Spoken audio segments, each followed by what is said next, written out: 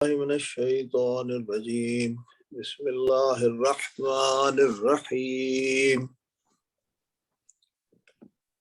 لن تنالوا البر حتى تنفقوا مما تحبون وما تنفقوا من شيء فإن الله به عليم رب اشرح لي صدري ويسر لي أمري واحلل عقدۃ من لسانی یفقہوا قولی۔ یہ انفال یہ ہے، اس پہ آج ہمارا موضوع ہے اور ایک بڑا وسیع موضوع ہے اور اس کی اہمیت سے بھی ہم سب آگاہ ہیں۔ تو میں نے اس آیت کا انتخاب کیا ہے کہ تم نیکی کو نہیں پہنچ سکتے جب تک کہ اپنی وہ چیزیں خدا کی راہ میں خرچ نہ کرو جنہیں تم عزیز رکھتے ہو، اور جو کچھ تم خرچ کرو گے اللہ اس سے بے خبر نہ ہوگا۔ یہ جو سورہ آل عمران کی آیت 4واں پارہ شروع ہوتا ہے، ہم سب لوگ اکثر دیکھتے ہیں کہ یہ 4واں پارہ جہاں سے شروع ہوتا ہے یہ آیت اس میں سب سے پہلی آیت۔ حقیقت یہ ہے کہ یہ جو ہر انسان نے اپنا ایک نیکی کا اور اس کا ایک معیار بنا رکھا۔ اب آپ یہ جو جن حالات میں یہ صورت اتری تھی، یہ اس زمانے میں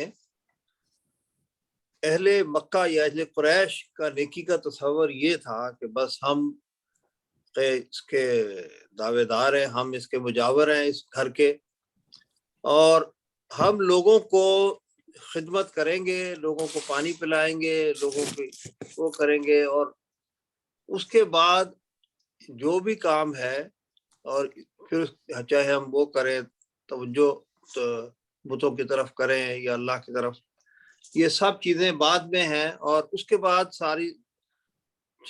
سارے سال وہ کسی ایسے معاملے کو نیکی نہیں سمجھتے تھے جس میں دوسرے لوگوں کو کوئی فائدہ پہنچایا جائے یا صرف اللہ کے نام پہ کوئی کام کیا جائے۔ تو ان حالات میں یہ اتری تھی صورت۔ اور پھر جب حضور صلی اللہ علیہ وسلم نے صحابہ کرام کی تربیت شروع کی تو اس میں جو سب سے اہم چیز یہ سکھائی کہ انسان کے لیے جو سب سے اہم بات یہ ہے کہ وہ جو اپنے لیے پسند کرتا ہے وہی اپنے بھائی کے لیے بھی پسند کرے، اور جو بھی چیز اس کو اللہ تعالیٰ نے عنایت کی ہے وہ اس کا امانت دار ہے، اور جو بھی چیز اس کو دی ہے اس میں دوسروں کا حصہ شامل ہے۔ تو اسی لیے اللہ کے نبی نے فرمایا کہ اگر کسی کا ہمسایہ بھوکا سو جائے تو وہ اس کے لیے بہت بڑی پریشانی کی بات ہے کہ اللہ تعالیٰ کو یہ بات سخت ناپسند ہے۔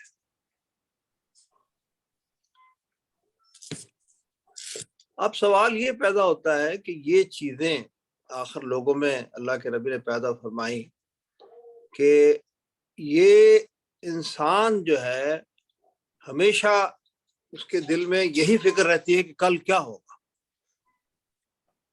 اور کل کے لیے وہ زیادہ سے زیادہ اکٹھا کرنے کا سوچتا ہے، اپنے گھر والوں کے لیے، اپنے بچوں کے لیے، اور اپنی تن آسائشی کے لیے۔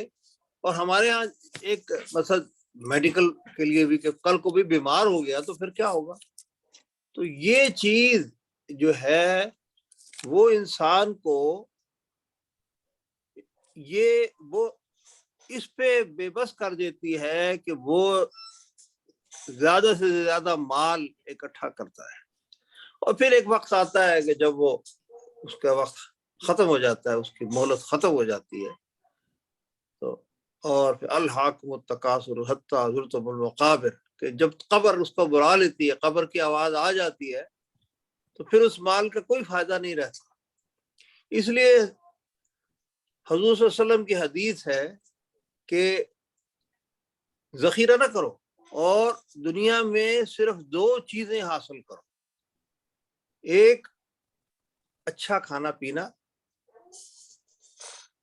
اور جس کو کہتے ہیں زاد، حدیث کے الفاظ جو ہے اس میں ایک زاد ہے، اور دوسرا آخرت کی کامیابی، کہ وہ مال کسی کام کا نہیں کہ اگر آپ نے اتنا مال اکٹھا کیا، شاندار گھر بھی بنا لیا، بچوں کو بھی وہ کر، لیکن اگر آخرت میں اس کا کوئی حصہ نہیں تو اس کا کچھ حاصل نہیں۔ اور اس کی بہترین مثال حضرت عائشہ صدیقہ رضی اللہ عنہ کی حدیث ہے کہ حضور صلی اللہ علیہ وسلم تشریف لائے اور گھر میں آ کے پوچھا کہ عائشہ کچھ کھانے کے لیے بچا؟ رضی اللہ عنہ کچھ کھانے کے لیے ہے؟ تو انہوں نے فرمایا کہ ہاں، ایک چھوٹی سی بھیڑ ذبح کی تھی اور اس کی ایک دستی بچ گئی ہے اور باقی سب تقسیم کر دی۔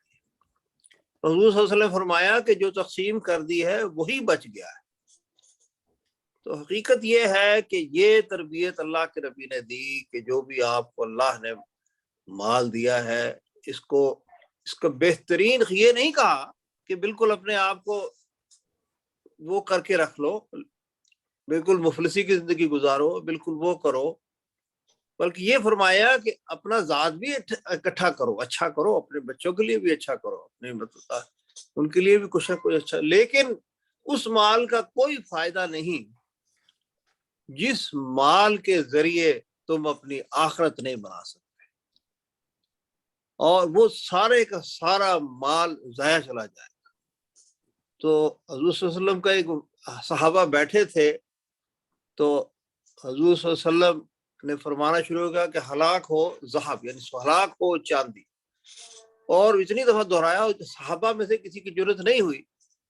تو اگلے دن پوچھا کہ یا رسول اللہ، یہ کیا چیز ہے کہ آپ کہہ رہے ہیں کہ ہلاک ہو ذہب، ہلاک ہو؟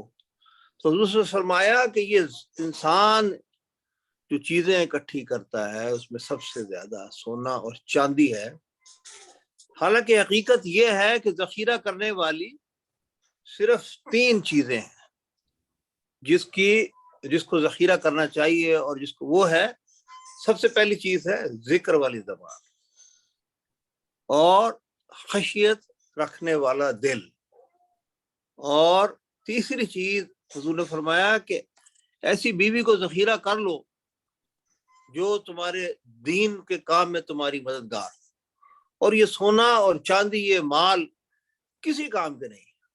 تو یہ صحابہ کرام کو سکھایا یہ بات کہ دیکھو کہ انسان جو ہے یہ چیزیں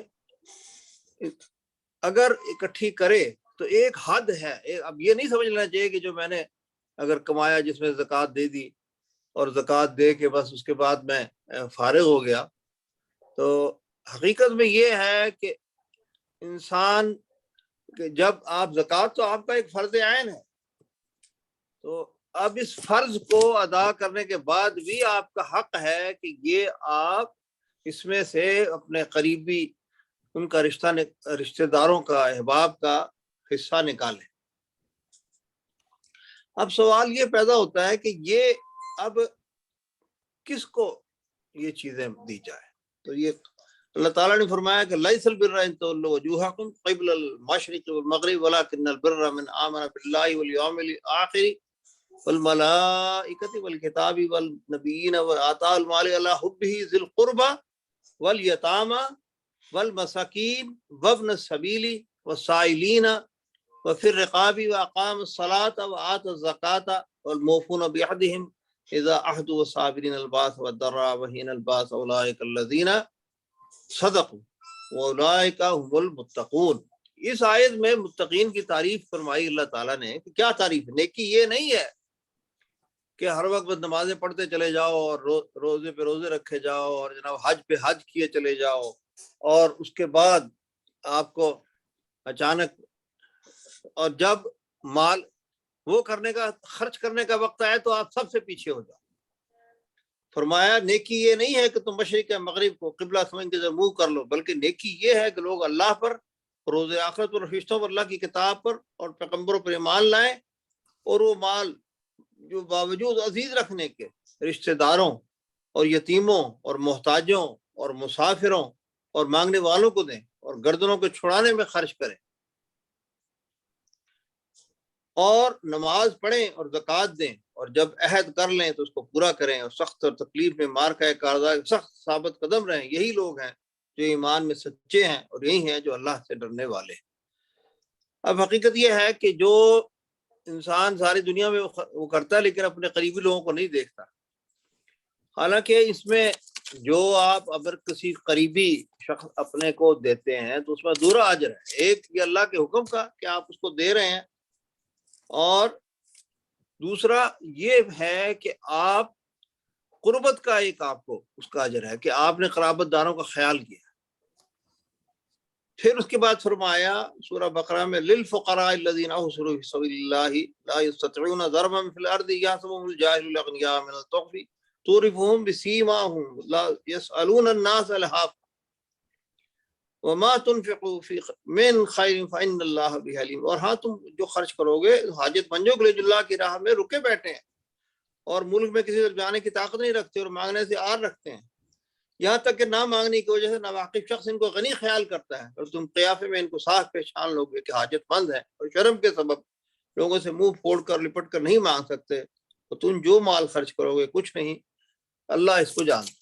اب اس میں اس کے بعد جو حق اللہ تعالیٰ نے فرمایا ہے یہ ان لوگوں کا ہے کہ جو دین کے کام میں لگے ہوئے ہیں اور یہ لوگ دن رات اس میں اپنی اس کی وجہ سے صاف ستھرے ہو کے آ رہے ہیں اور وہ دور سے دیکھنے میں لگتے ہیں کہ بالکل ٹھیک ٹھاک ہے, کوئی مسئلہ نہیں ہے. اسی طرح تو یہ لوگ حقدار ہیں جو سفید پوش ہیں, پھر جو شرم سے کسی کو کہہ بھی نہیں سکتے.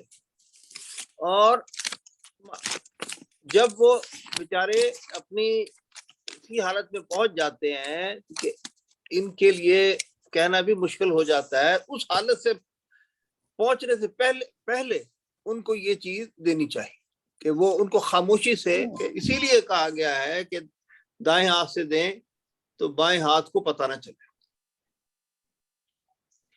اب سوال یہ ہے کہ دنیا میں انسان جب مشکل میں آ جاتا ہے تو اس وقت تو مال خرچ کرتا ہے اور اس میں پھر قطعاً اس کو وہ نہیں ہوتی. اور حقیقت میں یہی ہے کہ جب اب ہمارے یہاں آپ نے دیکھا ہے کہ جب بیمار ہو جاتا ہے انسان تو ایک کوئی بیماری ہو جاتی ہے تو کہتے ہیں جی کہ یہاں علاج نہیں ہو سکتا, آپ جناب اپنا انگلینڈ تشریف لے جائیں یا امریکہ جائیں گے تو وہاں علاج ہوگا. تو وہ لوگ آپ دیکھیں ہیں کہ وہ کہیں گے بھائی کہ فلاں زمین پڑی ہے اس کو بیچ دو, فلاں مکان پڑا ہے اس کو بیچ دو. اس وقت سوچیں گے کہ جان جو ہے وہ بچاؤں کسی طرح, اگر یہ مال میں نے اس طرح سے وہ کیا تو وہ میرے کس کام کا, اگر میں بیماری سے چلا جاتا ہوں تو میرے. اور انسان کبھی بھی یہ نہیں سوچتا کہ جب میں وہاں پہنچوں گا اور جو میں یہاں چھوڑ کے گیا ہوں وہ تو میرے کسی کام کا نہیں رہا. اور حضور صلی اللہ علیہ وسلم کی حدیث ہے کہ جب کوئی بندہ مرتے وقت کہتا ہے کہ فلاں اس کو دے دو, اس نے کہا اب کیا فائدہ, اب تو مال دوسرے کا ہو ہی گیا ہے. تو حقیقت یہ ہے کہ پھر دنیا میں خیر یہ ایک تجربہ ہے, ہر انسان دیکھتا ہے دنیا میں کہ انسان کے لیے مشکل وقت آتا ہے. جب بھی مشکل وقت آتا ہے تو اس پر اور اللہ کی طرف سے آزمائش ہوتی ہے. اور جب تبوک کا واقعہ ہے, جب حضور صلی اللہ علیہ وسلم فرمایا کہ لے کے آؤ جس کے پاس جو ہے, تو حضرت عبد الرحمن بن عوف 4000 درہم, انہوں نے کہا جی کہ کل میرا سرمایہ 8000 تھا اور میں آدھے گھر چھوڑے اور پھر مشہور آپ نے واقعہ سنا ہے. پھر حضرت عثمان نے ہر جو جتنی سواریاں جو آئی اس کو سواریاں دیتے حضور صلی اللہ علیہ وسلم, اور پھر جو گھر میں درم تھے وہ لا کے رکھے. اور یہ تو حضور صلی اللہ علیہ وسلم نے فرمایا کہ عثمان آج کے بعد تم جو بھی کرو تمہاری معافی ہے اللہ تعالیٰ کی طرف سے, اور جو بھی تم کرو گے اللہ. پھر اس کے بعد مشہور, یہ تو سب لوگ جانتے ہیں اس واقعے کو, حضرت عمر اور ابو بکر اپنا سارا مال لے کر آ گئے اور حضرت عمر نے کہا آج تو میں ضرور بڑھ جاؤں گا کہ میں نے آدھا مال اپنا رکھا ہے, لیکن حضرت ابو بکر نے اس روز بھی اپنا وہ دکھائی کہ وہ صحیح جو حضور صلی اللہ علیہ وسلم کے بعد کہتے ہیں کہ افضل البشر بعد الانبیاء, کہ انہوں نے اپنا سارا مال لے دیا. لیکن حضور سے حقیقت کیا ہے کہ ایک سمجھنے کی بات ہے کہ میں سوچتا ہوں میرے پاس ہے ہی نہیں, میں دوں کیا. تو ایک صحابی جو ہیں وہ ساری رات وہ کھینچتے رہے پانی ایک یہودی کے گھر میں باغ میں، اور صبح آ کے جو کھجوریں اس کو ملی وہ حضور صلی اللہ علیہ وسلم کے پاس لے کے آئے کہ یہ میرے پاس کوئی مال نہیں تھا اللہ کے نبی، میں یہ ساری کھجوریں اکٹھی کی ہیں جو ملی ہے، تو یہ میں لے کے حاضر ہوا ہوں۔ تو حضور صلی اللہ علیہ وسلم نے کہا کہ اس کو سارے مال کے اوپر ڈال دو، اور منافقوں نے بڑے کہکے لگائے کہ جی اس سے تو ایک وہ شاید ایک ذرا سی ایک چھوٹی سی چیز کیل بھی نہیں خریدا جا سکتا، لیکن اللہ کے نبی نے فرمایا کہ اللہ کے نزدیک آپ کا جذبہ ہے، اخلاص ہے، کہ آپ دیکھیں کہ اس نے کس طرح سے رات کو محنت کی اور رات کو محنت کر کے آ کے یہ سارا کچھ دیا۔ تو حقیقت یہ ہے کہ انسان کا پیٹ تو کبھی نہیں بھرتا، لیکن اگر اللہ تعالی، اور پھر سب سے اہم بات جو میں اس پہ اب آخر میں ختم کروں گا، کہ سب سے اہم بات یہ ہے کہ آپ کس نیت سے دے رہے ہیں، صرف اللہ کے لیے دے رہے ہیں یا یہ کے لیے میرا نام ہو کہ جی بڑے سخی ہیں جناب ڈاکٹر صاحب، بڑے سخی ہیں، اور یہ صاحب یا الذین آمنوا لا تبطلوا صدقاتکم بالمنن کالذین انفقوا مالهم رئاء الناس ولا یؤمنون باللہ والیوم الآخر، مومنوں اپنے صدقات و خیرات احسان رکھنے کو دینے سے شخص کی طرح برباد نہ کر دینا جو لوگوں کو دکھاوے کے لیے خرچ کرتا ہے اور اللہ روز آخرت پر ایمان رکھتا ہے، تو اس مال کی مثال اس چٹان کی تھی جس پر تھوڑی سی مٹی پڑی ہو، پھر زور کا مینہ برس کر اسے صاف کر ڈالے، اسی طرح یہ ریاکار لوگ اپنے اعمال کو کچھ بھی اصطلاح حاصل نہیں کر سکتے، اور اللہ ایسے ناشکروں کو ہدایت نہیں دیا کرتا۔ اور حقیقت یہ ہے کہ اس اللہ کے ہاں جو بھی عبادات ہیں اس کا اجر اللہ کے ہاں رکھا ہوا، اور انسان کئی دفعہ ایسا موقع آ جاتا ہے کہ ایسے موقع پہ انسان، میں یہ بات اس پہ ختم کرنا چاہتا ہوں کہ اخلاص کی بات یہ ہے کہ جیسے حج ہے، آپ جا رہے ہیں، اس کے ایک مشہور تابعی عبداللہ مبارک ہیں، وہ حج پر جا رہے تھے، حج کا انہوں نے سارا اکٹھا کیا اور قافلے کے ساتھ جا رہے تھے، مشہور واقعہ ہے کہ اس راستے میں تھے تو ایک جگہ انہوں نے دیکھا کہ ایک کوئی خاتون ایک مردہ مرغی کوڑے سے اٹھا رہی ہے، اور اس کے پاس انہوں نے دیکھا کہ مردہ مرغی اٹھا رہی ہے، پہنچے کہ بھی کیا مشکل ہے، کہا جی کہ یہاں تو ہمارے گاؤں میں کچھ کھانے پینے کو ہے ہی نہیں، بالکل ہمارے لیے یہ حالت ہو چکی۔ تو انہوں نے اسی وقت اپنا تمام زاد راہ اس کی وقت ان کو دے دیا اور حج کے بغیر واپس روانہ ہو گئے۔ تو اگلے دن رات کو خواب میں آیا کہ عبداللہ حج المبرور، حج المبرور۔ اور دوسرا یہ بھی آتا ہے کہ جب لوگ واپس آئے باقی حج کر کے تو انہوں نے کہا کہ عبداللہ ہم تو نے وہاں دیکھا، ہم نے تو دیکھا، میں تو گیا ہی نہیں، انہوں نے کہا ہم تمہیں مینا میں دیکھا، ہم نے تمہیں مزدلفہ میں دیکھا، تو انہوں نے کہا ہم نے تمہیں حرم شریف میں دیکھا، انہوں نے کہا میں تو گیا ہی نہیں حج کرنے، تو بڑی حیرانی ہوئی۔ تو اللہ تعالیٰ کی ذات، یہ پھر حقیقت جو ہے کہ اللہ تعالیٰ کی ذات بڑی غیرت والی ذات، انسان کسی کی مدد کرتا ہے، کوئی آپ کے مشکل وقت میں مددگار ہوتا ہے تو اللہ، وہ آپ سوچتے ہیں کہ کب موقع آئے کہ میں اس کی دوبارہ مدد کروں۔ تو یہ بات ہمیں یاد رکھنی چاہیے کہ اللہ تعالیٰ کی ذات بھی بڑی غیرت والی ذات ہے، اگر ہم اللہ کی راہ میں خرچ کریں گے تو اس سے غربت کبھی نہیں آئے گی، اور یہ اللہ کا وعدہ ہے کہ اللہ کے نبی نے فرمایا ہے کہ خرچ کرنے سے اللہ کی راہ میں مال بڑھتا ہے۔ تو میری یہی چند گزارشیں تھیں کہ اللہ تعالیٰ کی راہ میں مال خرچ کرنا عبادتوں میں بہت بڑی عبادت ہے، کہ جب قرآن شروع ہوتا ہے تو یہی الف لام میم ذالک الکتاب لا ریب فیہ ھدی للمتقین الذین یؤمنون بالغیب ویقیمون الصلاۃ ومما رزقناہم ينفقون، کہ یہ ایمان کا بنیادی حصہ ہے۔ صدق اللہ العظیم۔ جزاک اللہ خیر۔ جزاک اللہ خیر جی ڈاکٹر صاحب، اللہ تعالیٰ آپ کو بہترین اجر عطا فرمائے۔ جی ہارون بھائی۔ الحمدللہ رب العالمین، والصلاۃ والسلام علی اشرف الانبیاء والمرسلین وآلہ وصحبہ اجمعین۔ ماشاءاللہ خاصی اچھا پروگرام پیش کیا ہے انہوں نے، درسن کا بہت اچھا تھا، بہت زیادہ حوالہ جات دیے ہیں، تقریباً آیات 1 2 3 4 5 آیات کے حوالے دیے، 4 احادیث کوٹ کی انہوں نے۔ ماشاءاللہ تیاری بہت اچھی تھی ان کی، طرح جو ہے نا وہ انہوں نے نوٹس پڑھے ہیں اور اس سے استفادہ کیا ہے، تو آئی کانٹیکٹ میں تھوڑا سا تھا ان کا مسئلہ، وہ انشاءاللہ تعالیٰ امپروو ہو جائے گا، 2 3 دفعہ اگر یہ اور پڑھ لیں اپنے درس کو تو۔